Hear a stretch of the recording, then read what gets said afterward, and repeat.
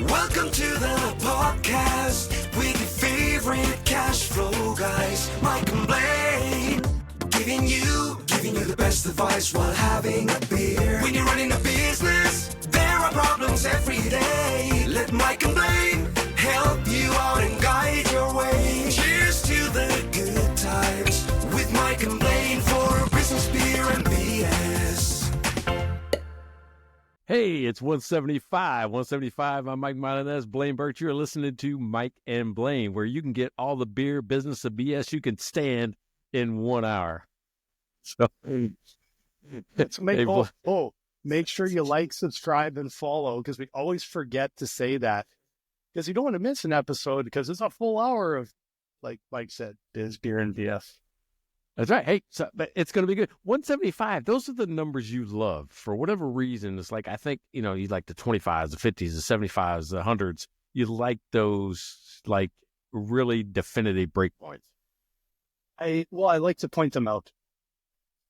Truthfully, I've never been that big on, like, numbers and days like that, to be completely honest. But I like to point them out because they're little goals, right? Like, we've reached some little benchmarks, so it's 175.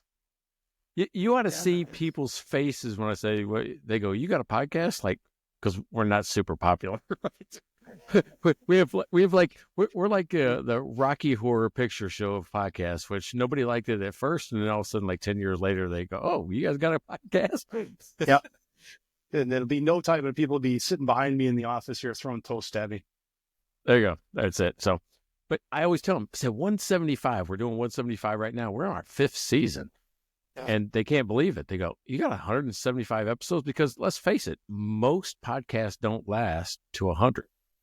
Don't last to 10, I think most. So yeah, we are. Yeah.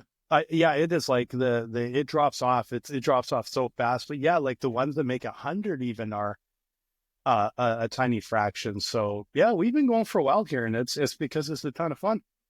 Yeah. Well, if you didn't let me drink beer on the job, then I probably wouldn't be here.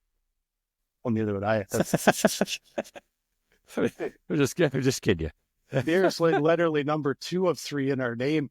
It could have been first. Beer, business, and BS. Beer, BS, and business is probably more the order. There you go. Hey, speaking of beer, what are you drinking? What's going on? Well, so today we're going to talk about like how you do like great demos.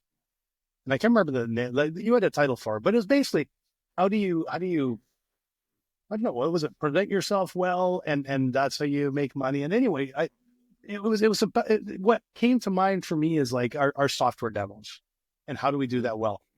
And what I realized is to do a good software demo, you have to have radical empathy for your customer. And so I went with radical empathy Pilsner. Oh shoot, I forgot to check. What brewery is this? Oh, Resident Culture. Hey, they're a good brewery. I forgot. I didn't even remember which one this was. So Resident Culture, Radical Empathy, Pilsner. Pilsner's 2 weeks in a row. Ooh, weird. But yeah, that's what I went. So what did you have? Well, the title was Prove It, right? Prove it, and it's actions speak dollars. Instead of actions speak louder than words, I'm like going, actions speak dollars, right? And the whole thing to me was beyond just a demo of your product. There's a demo. Anytime you see it, you're more likely to be persuaded that it's right or true or factual. Yeah. So I want to go beyond just, you do a software demo. Hey, sometimes it's just you talking to a customer across the desk about a candy bar. I mean, it doesn't have to be just software. So I'm actually got a neighbor, Pat, one of our beer sponsors. Neighbor Pat came down yesterday. He goes, "You need beer." He goes, "I missed last week because you were in New Orleans, but you need beer." So he brought down an Oak Highlands Brewery beer, vanilla porter. And I tell you what, he goes, and we have to sample it. So this is one that I actually had with Pat last night, and it is smooth. There's a chalk, because it's a vanilla porter. Think about a real chocolatey, like with a vanilla hit through it, super smooth. Nice. This thing is badass. I'm telling you, I really like it. And what's the brewery again? Oak Highlands Brewery. So I couldn't figure out where that was. Oh, Dallas, Texas. Dallas, well, not Texas. I should know that. Yeah, so I should have known that. It's at Highlands, right? The Highlands are in Texas. So cool. I'm really excited about this one. So, and Neighbor Pat, thank you. Thank you. Yeah. So, Neighbor Pat, we've got a bunch of sponsors we got to go through, and we're kicking off the year. If you do want to sponsor an episode, super easy. Go to mikeandblaine.com and you can buy us a beer or multiple beers. Like we actually have Karen Hairston, who's actually in now for an entire year. So, if you guys want to be a beer sponsor, is the best, best value. I'm going to say best value sponsorship you can possibly do is $5 an episode, and we'll talk about you and mention you. And but you can tell us a bit about Karen.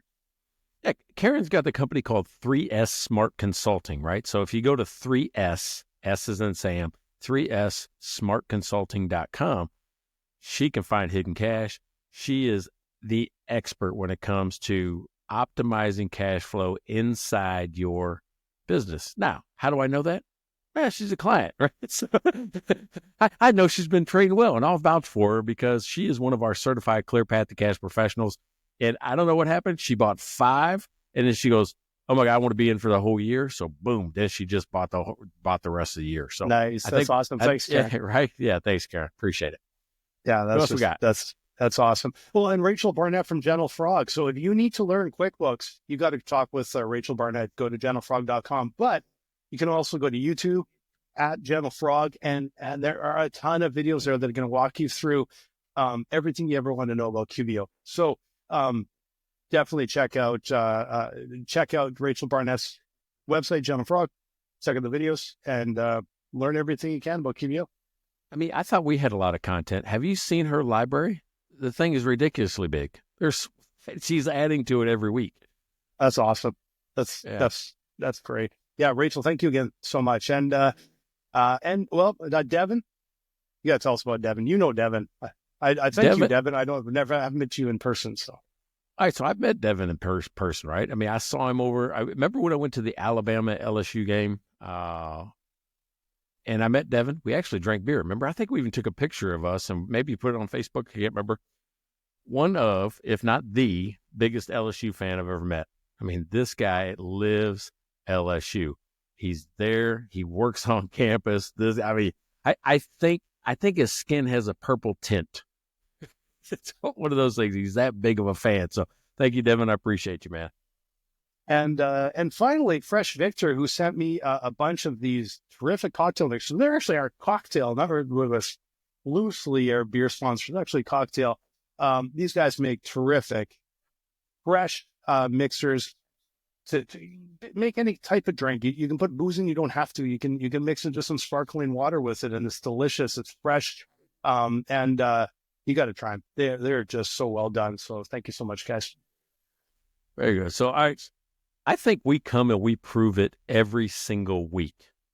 We prove it, right? We prove that we've lived the business lifestyle. We've proved that we have a dedication to others by sitting here trying to give, what we think are great stories and hopefully lessons that other people can do.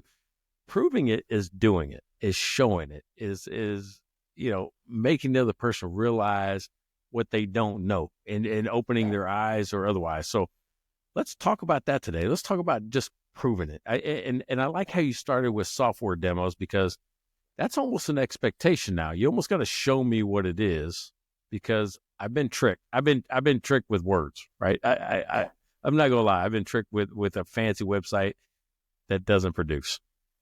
Yeah, and it was that was the first thing that popped into my mind. I think when I read your brief there, and of course it's also front of mind for me and for our team all the time. But it, like you said, it is much more than a demo or a software demo or a meeting with the customers. It's how do you present, the business all the time and get your message across and make sure people understand, how you're different, the benefits you bring compared to everybody else on the planet, and how you're going to solve their problem and do a really good job of it. But you have to be legit when you do it. Like, it's got to be real. What's funny is that my first introduction to being in a software company, you got to realize I had zero experience, none, right? I'm like, I want to get into software. Why? Because you can scale, and everybody was making crazy money in software. So I'm like, I'm going to go be in software. They go, you got a computer science degree? No. I barely took any science, let alone computer science. I took a computer class. I went to computer camp in 7th grade back in 1980s. Yeah, I'm good. Yeah. So I had a lot to learn, so to speak. But I'm going to tell you this, back then, the team that I got with had worked for Microsoft for, at that point in time, 10, 15, 20 years. I mean, they had already built all the things that we use. One of the guys worked on the Xbox as well, too, right? So, I mean, he knew way more about anything that I knew in computers. Well, the first time I saw the product, right? The first time, this is Finnegraph, what I'm talking about, of course. The first time I saw the product, I didn't know I wasn't looking at the product. They had built a PowerPoint prototype. This is before all the prototyping software you have now. We're talking about 2011, 2012, back in there. Just a prototype of the software where they could click on a certain point on the screen and it would move and behave and act like the software did. It's craziness. Now, I'm sure that was the genesis and the origin story of all the prototype software that's out there now, but that's how they did it. They can make a PowerPoint screen look like a computer screen, just and move the mouse and click on things, and it would move to the next feature or the next screen. And I couldn't tell the difference. Yeah, right. I couldn't tell the difference because I didn't know anything about software. But I'm like going, that's where the origin, that's where I learned the term vaporware too. I'm like, oh my God, wait a second. You guys demo this and people actually think they're looking at the product and the product's not finished or not built or it doesn't do exactly that. So the vaporware thing is what was a real term that I learned in 2012. So 10, 12 years ago now, 13 years. Yeah. You know what I'm talking about? Oh yeah. We've, used to talk about the odd startup that was usually it was a bit derogatory when you're talking about vaporware because it was a bit of it's smoke and mirrors and it's never going to go anywhere. So that's usually the way the term that I've heard used was a little bit more negative than just that. Where with Cinegraph Cash Flow Tool, that was a great way to prototype and actually move forward rather than something that's never saw the light of day, right? Well, and vaporware at that point in time was, it's not going to work. It doesn't work. But here's the thing. They were not demoing Cash Flow Tool at the time is the original Finnegraph product, right? So it's like 6 years before Cash Flow Tool. But here's why I liked it.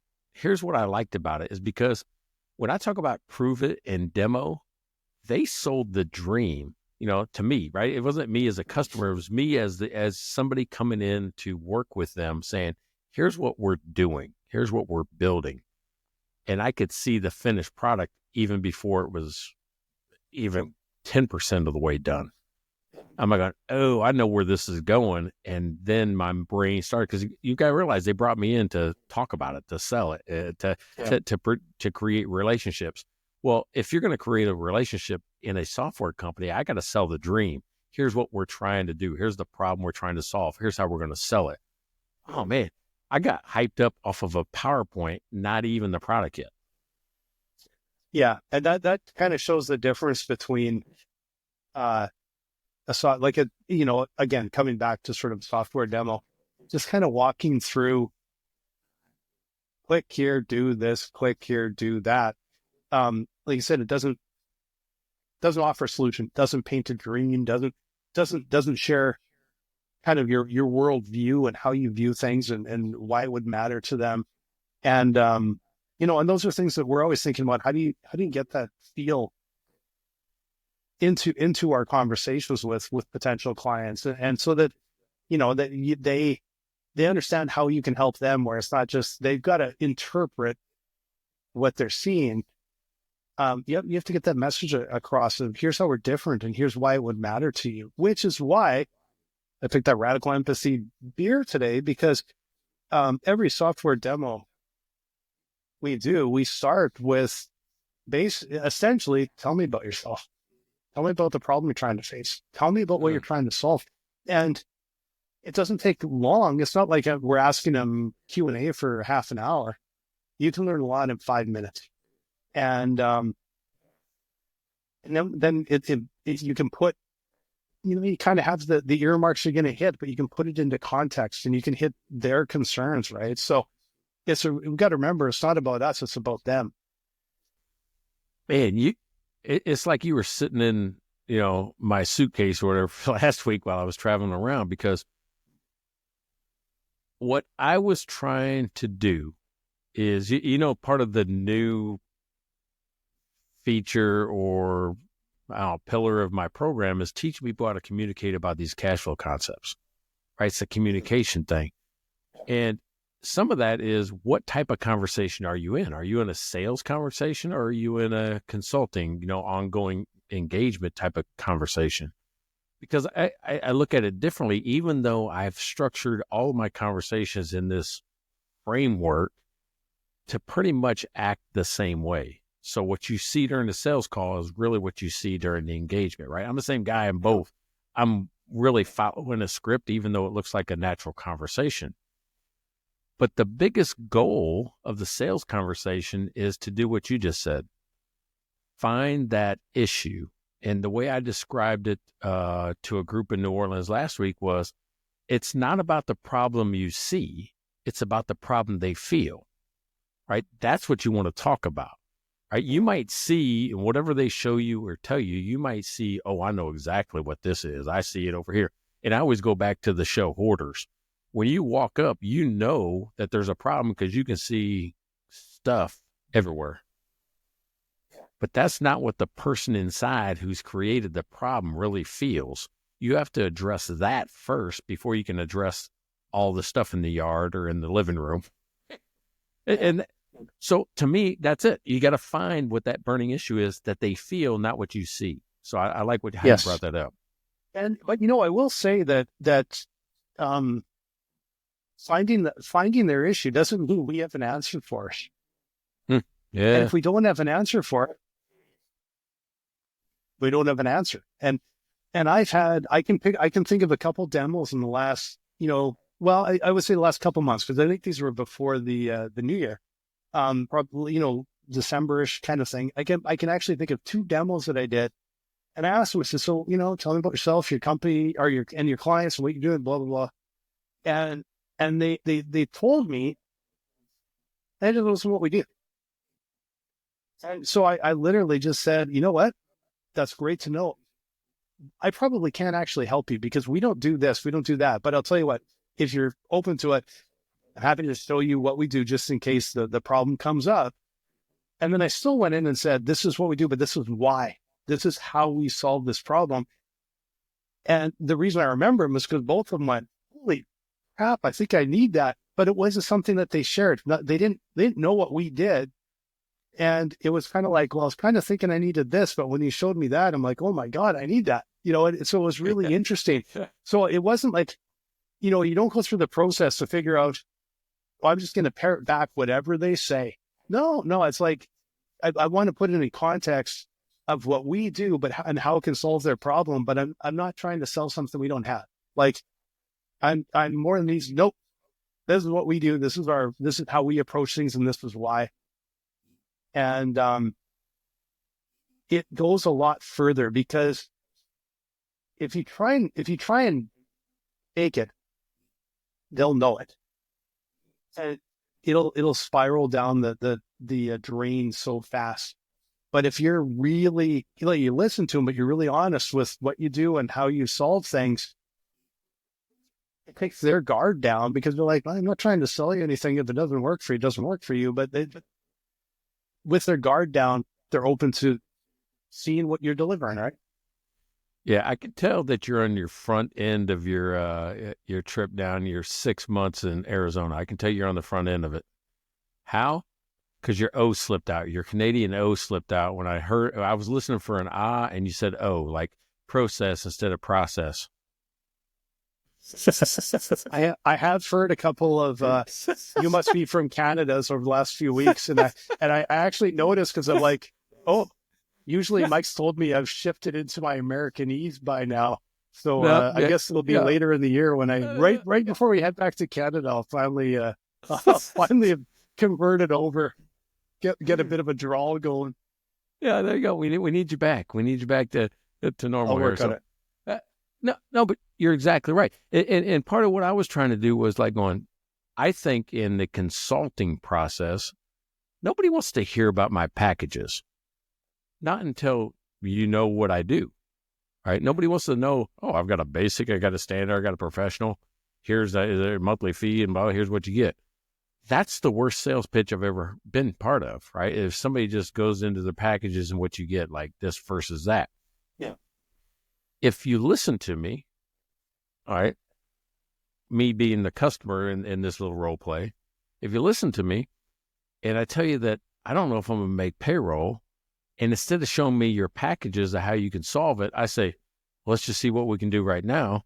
And I pull open my app and I take your numbers and put it in there and go, oh, here's some things we can do right now. I mean, you don't even have to hire me. Here's something I can give you right now to go do.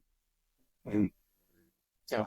I get more clients by starting there than any other way I've ever sold anything, right? And I've been doing sales for quite a long time now. And every time I show somebody that I know how to do it, they always say, I need your help. Because, A, I'm different. You got to remember, everybody else does the same way. They all take the same sales class. They all take I do this first, this second, this third, and they get to the demo only after they qualified somebody. I don't give a shit if you're qualified. If you come to me and you got a problem, that's qualified. Let me show you how I can help you. Yeah. Well, yeah, me, like if I'm on the call, if I'm already spending time, I'm like, they might know someone. Like, that's what I'm thinking, right? And I'm like, no, I'm still, I want to learn about you. I'm going to share what we do.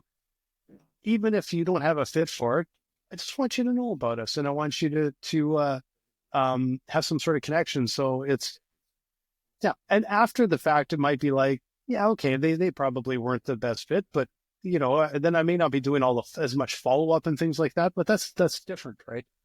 Yeah, mine might be a 20-minute meeting for somebody I know is not going to be the right guy or girl or customer, client, rather than 45 minutes. When we had 30 scheduled, I'll spend 45 minutes with somebody that's the exact right person, right?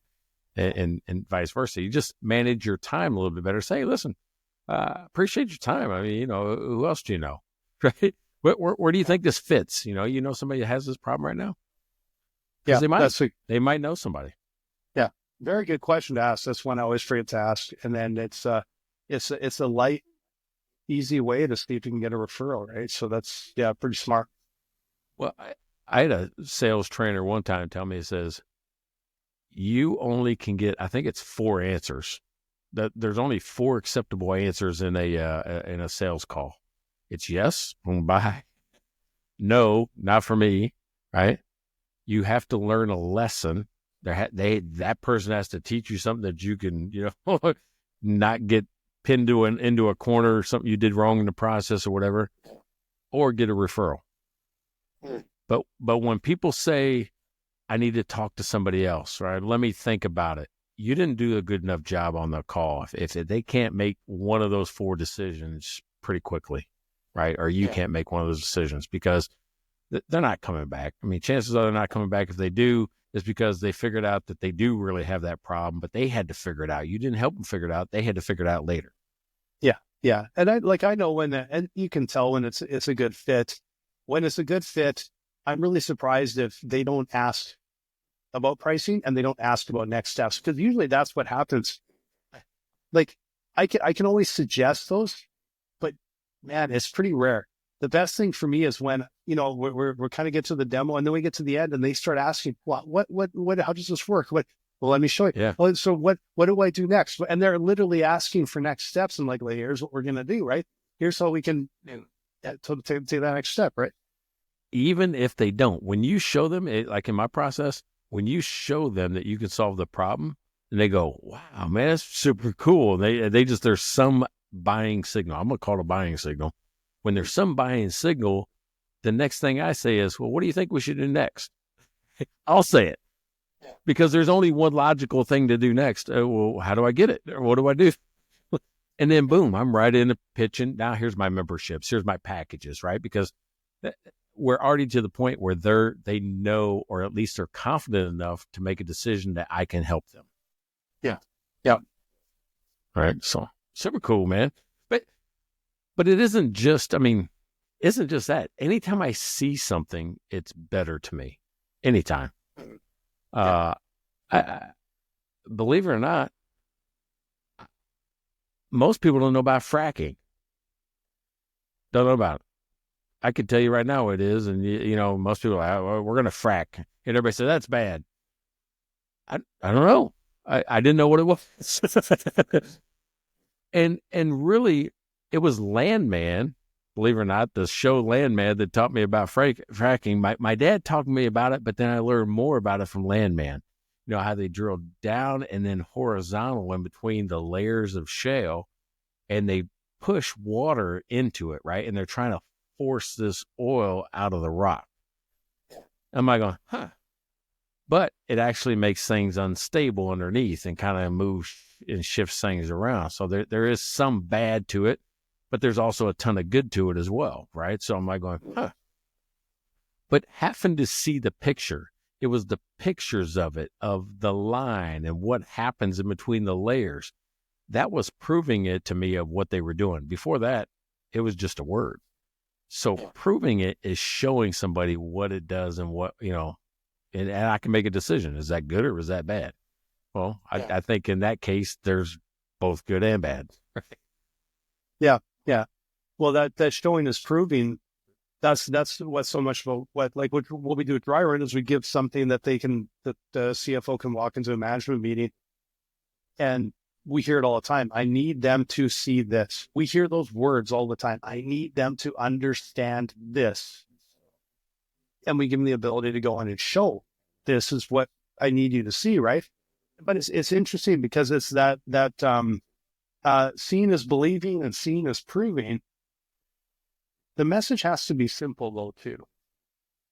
Like it has to be the right message. And like I always talk about when I'm talking with, especially finance pros, every once in a while they'll come up, I'll say, well, you know, a lot of times, especially if it's kind of a CPA trained or CPA mentality is CPAs like to show everything. It's like they'll have a map of the entire province. There's my Canadian coming in.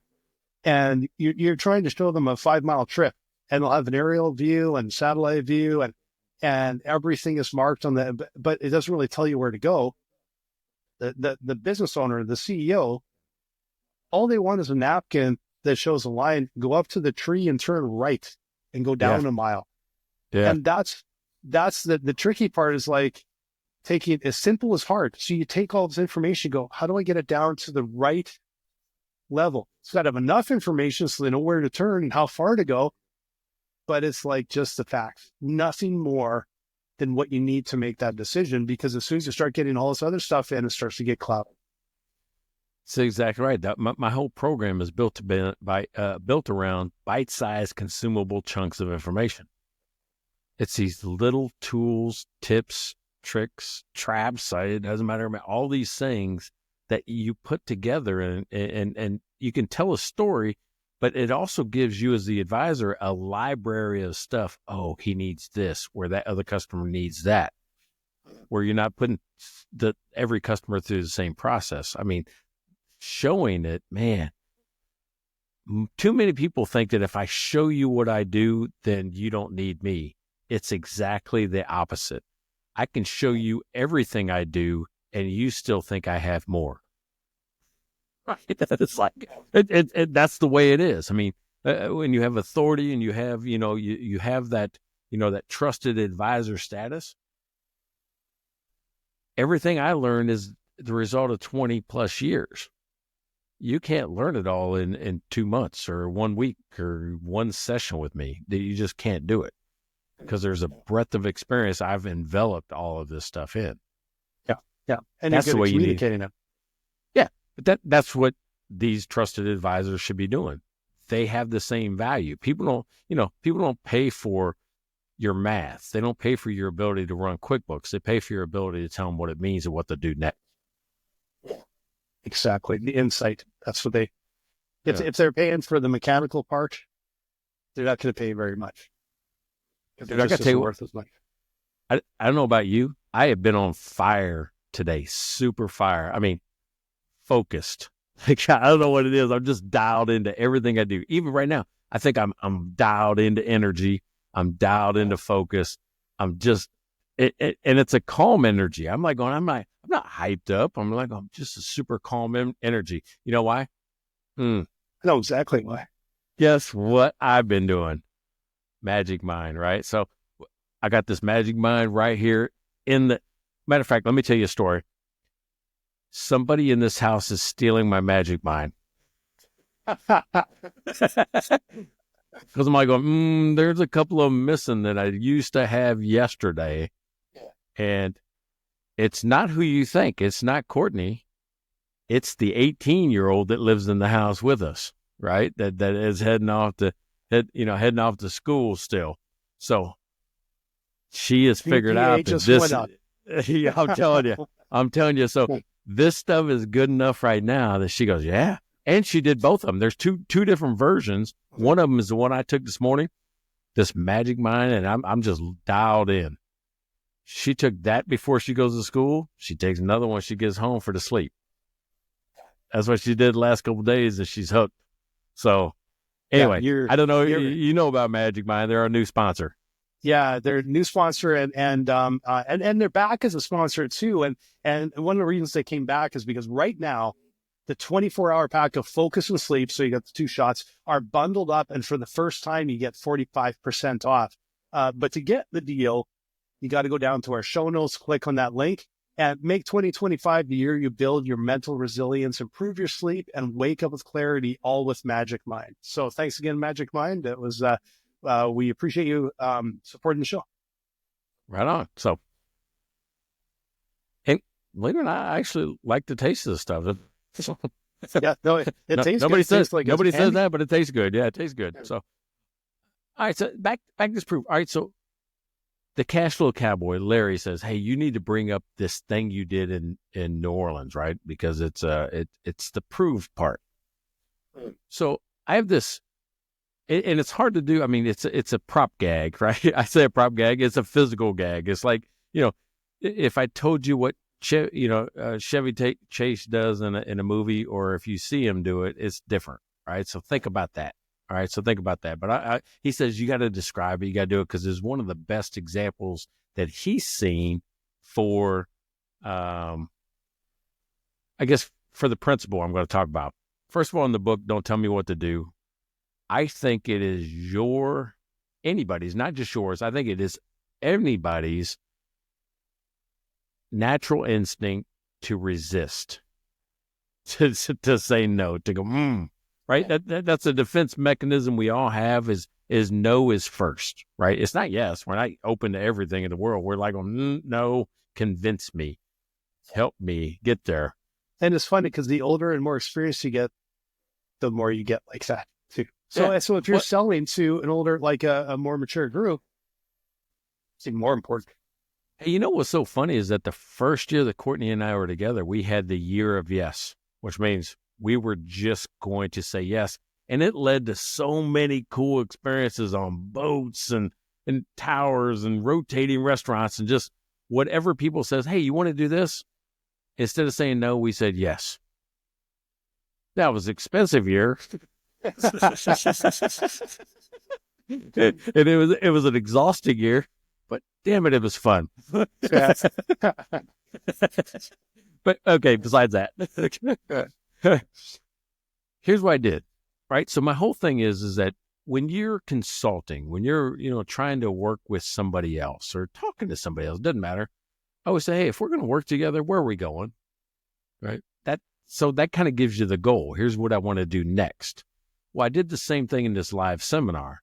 I brought one of the participants up to the front of the group, the class, we'll say. I say, hey, when this is over, like in the next 2 hours, so I did a 2-hour seminar. In the next 2 hours, what do you want to do? Because we'll be done. He goes, well, I want to go back to the room. I want to go to the bar. I want to get something to eat, all that. I said, okay, first thing we got to do, though, is get out that door, right? He goes, yeah. I say, well, what are some ways we could get out the door? He goes, oh, because the tables were in a U shape. He goes, we could go left around the tables. We could go right around the tables. We can go over the table, under the table. I say, which one would you want to do? Well, I want to go to the right because I always go to the right. I say, let's do it. So I just followed him. Now think about it. That's how I consult. We both know what the goal is. I had him come up with some possible solutions. And if my clients can't come up with one, I'm saying, well, do you think we could do this? Or you think we could do that? And I start giving them solutions. He had 4 solutions. And then I said, what do you want to do next? And he says, I want to go to the right. The right's going to get me there just as easy as the left. Right? So, okay, we'll go.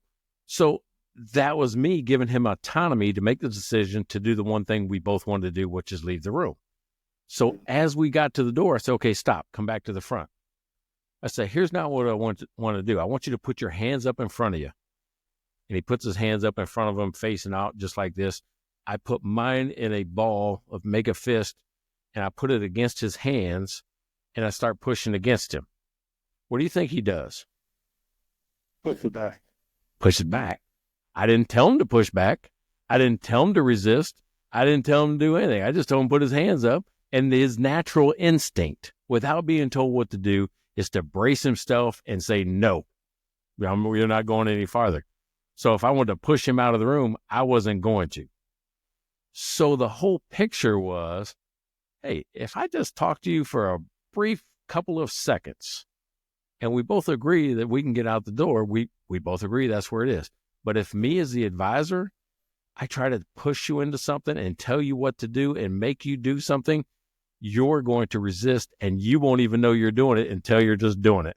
And you won't even know why you're doing it. You're just resisting me. Yeah. So it was the visual, and that's where the cash flow cowboy, Larry Weinstein, he goes, that, in front of the whole crowd, he goes, that was the most powerful statement you could have made, was people have a natural instinct to resist you. You have the power to demonstrate. My demonstration was, you're going to resist, and I won't tell you what's going to happen or what's going on. You'll just do it automatically. What do you think? Yeah, clever. Well, it's such a good illustration that we're just like BSing on this show, and I'm literally like absorbing that and thinking I'm going to write a note down on that, because it's one of the things that I struggle with a lot, especially when as a business owner and the CEO, that when we're under pressure and when there's push from the outside, I tend to push.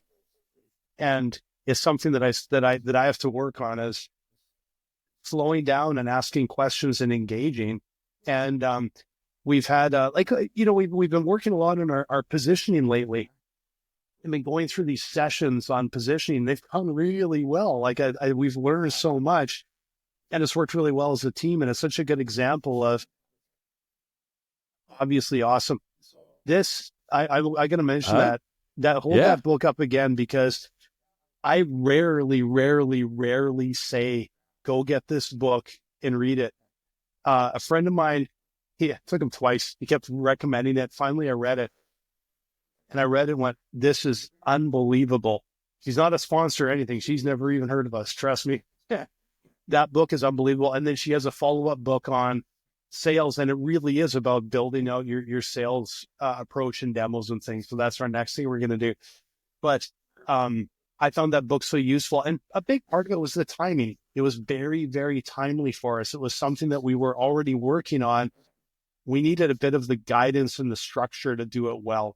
And anyway, we worked on it as a team, and it worked really well. And it's when I can feel exactly what you're saying, is if I push, or if someone else pushes on me, it's my reaction to push back, and you can kind of see how that happens, right? And it's a good reminder to, if you feel like coming, you step back and go, no, let's take a different approach here.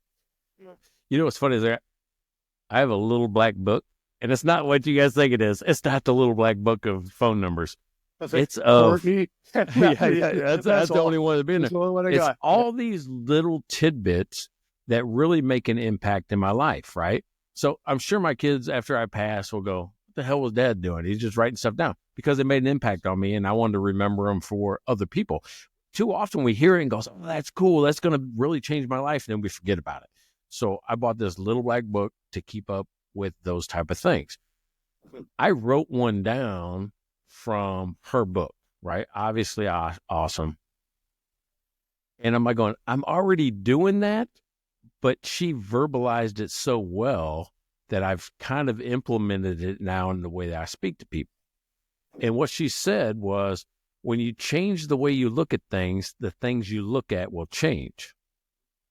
It's pretty powerful, right? When you change the way you look at things, and it seems so simple, but here's what I tell people, right? I'm like going, when you're looking at your business and you're looking at the financials, because that's really the result. I mean, you're in your business, you feel your business, but you don't really look at it. Mm-hmm. I said, you have to look at your business through the eyes of the financials. And the difference is, when I talk to a banker, they look at it one way. When I talk to an accountant, they look at it another way. When I talk to the business owner, they're looking at it yet a third way. So what I've done is kind of combine that into a more choreographed view of a financial statement that satisfies all three at once in a weird way. And what's happened is, what I see in a financial statement is way different than the banker. It's different than the accountant, and it's different than business owners. So they go, holy shit, I didn't think of that. It's just that we all have the same piece of paper in front of us. When you change the way you look at things, you see different things. Yeah, there's a lot of depth to that, and it's important, because you start getting tunnel vision a lot of times in business, and you can start, like, especially if they, like, right now, it's a challenge out there for a lot of businesses, and I think what happens is you need to be able to step above it, get the 20,000-foot view, look a little further ahead, look a little wider. And what happens is, you're under pressure, you start to get tunnel vision. And so it's an interesting, that wasn't really the context in the book necessarily what I'm talking about that she brought up, but it's just, it applies to a lot of things, right? No, but isn't that funny? We're both reading, or actually, I bought the book when you told me about it during our meeting last week or a week before. And that's the first thing that stood out to me. And yet you got something different out of the book. That's one of the things I love about any of our books. My favorite thing out of your book is the bus analogy. I use that constantly because it's the best visual I can give somebody about the reason why you forecast. Is the farther you see the bus away, the more options you have. It's a fantastic just connection to what I'm doing today and why I need to do that, the forecasting. I should name the book Stepping Out in Front of the Bus. It's probably the best analogy in there.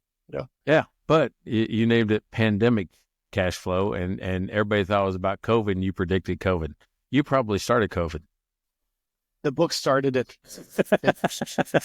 Something in that book. It preceded COVID. I actually had to change the name. If you're looking for it, it's now called Chronic Cash Flow, because everyone thought it had something to do with the pandemic. I'm like, no, it was the name of a book. Unfortunately, it was a year before suddenly that word got suddenly in front of everyone's top of mind, I guess. So, hey, you better be careful. The robots are listening, and they're going to think you started COVID. Yeah, this is the guy. He got a book. He wrote a book. He predicted the whole thing. He told us about it ahead of time. He's forecasting. Yeah. He's forecasting COVID. Yeah.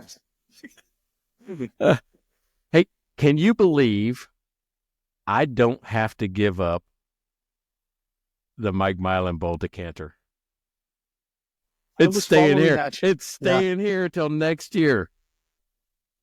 I was following those games, and I'm embarrassed to admit this, but I can't even watch football right now because we just stream everything, and I haven't got an NFL streaming thing. But we're out all Sunday, we're out all the time, so I never catch the games anyway. But I was following both your games because I thought, well, if there's a Mike Milan Bowl, like, Heather and I are going to go sit in a pub somewhere and watch the game. And then I was a little disappointed that there wasn't, because I thought, though, now it's kind of ruined our chance to go sit and watch it. But he had his chance in September and blew it. That's how the decanter ended up in San Antonio.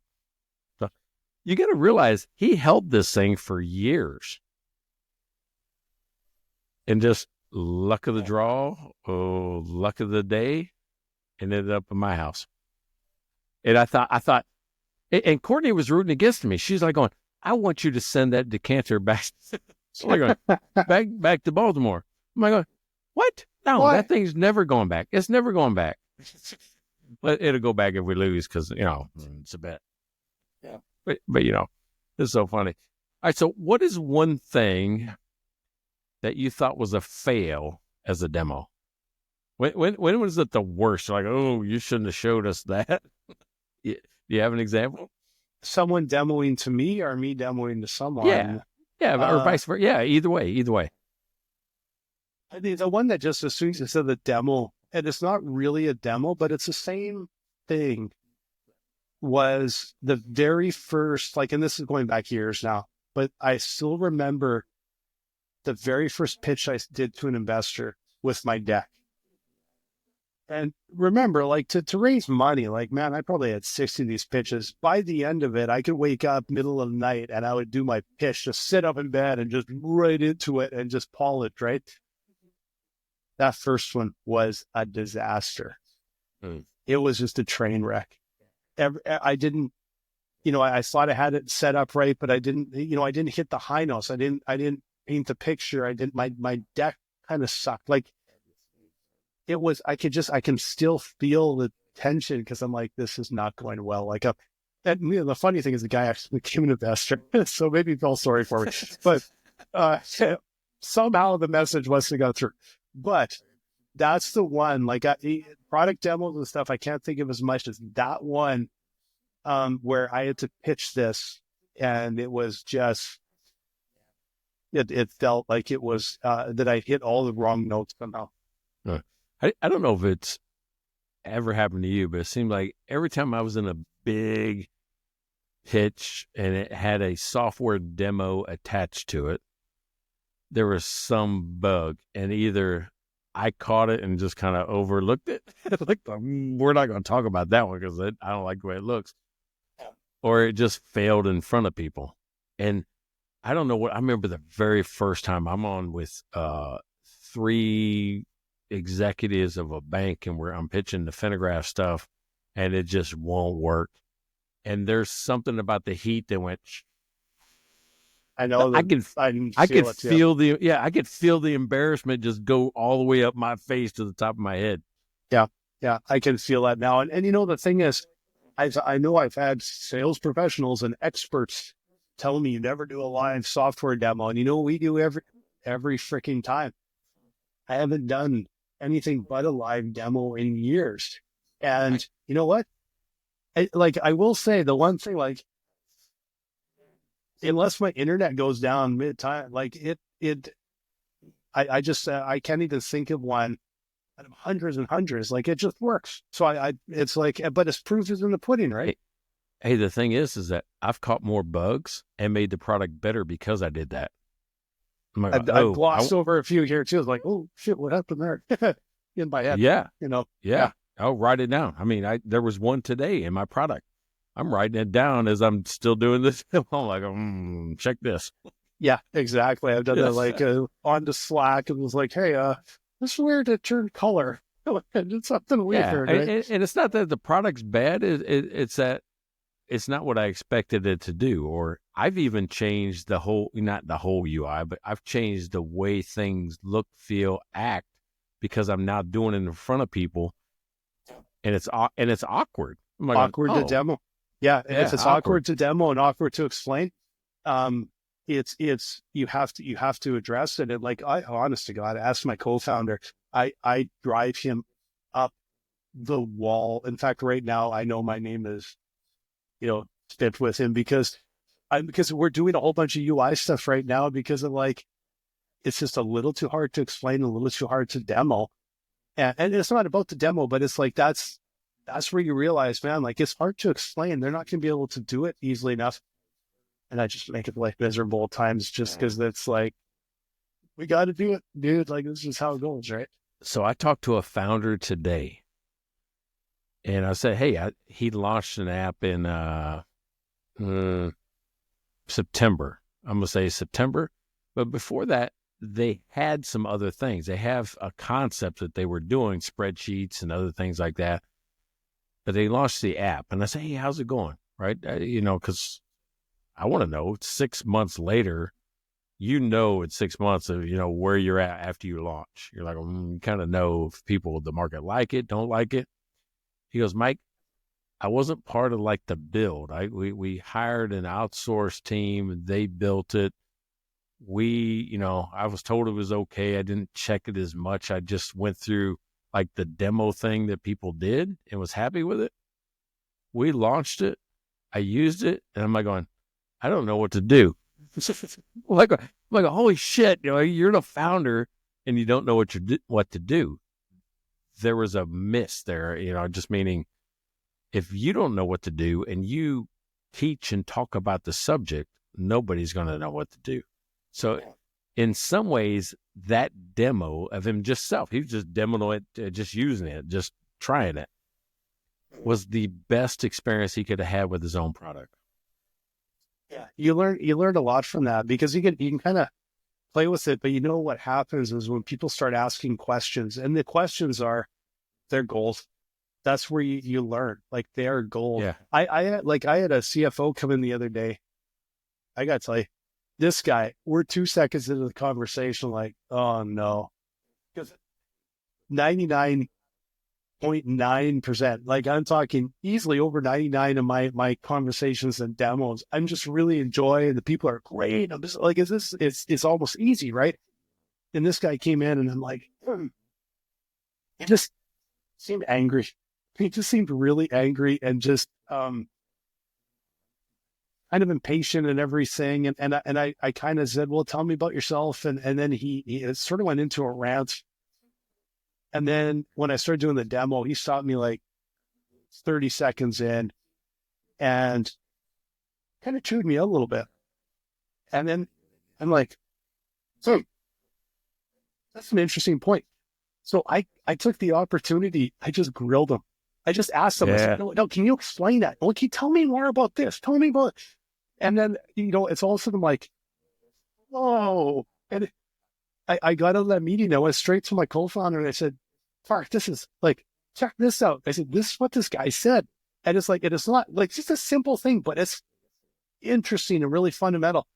And he just went, oh, because the one thing that this guy had was he was really, I don't even know if he was good at communicating until I just kept hammering him and asking questions.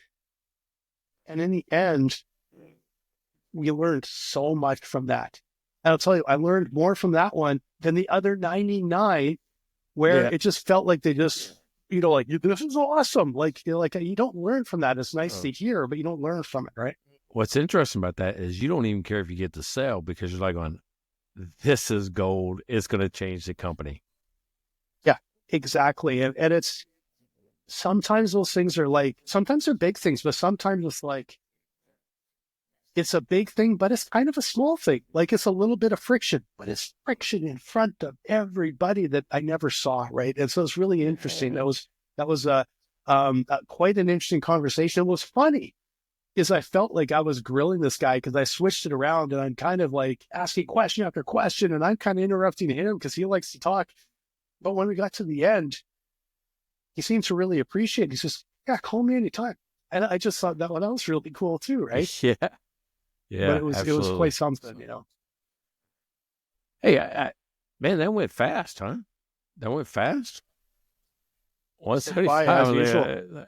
Yeah, I just happened to look up. I'm like, oh man, if I go on to the next topic here, we're way over. So, hey, I want to appreciate you. I want to take 175 and say I appreciate you. Looking forward to season 5, right?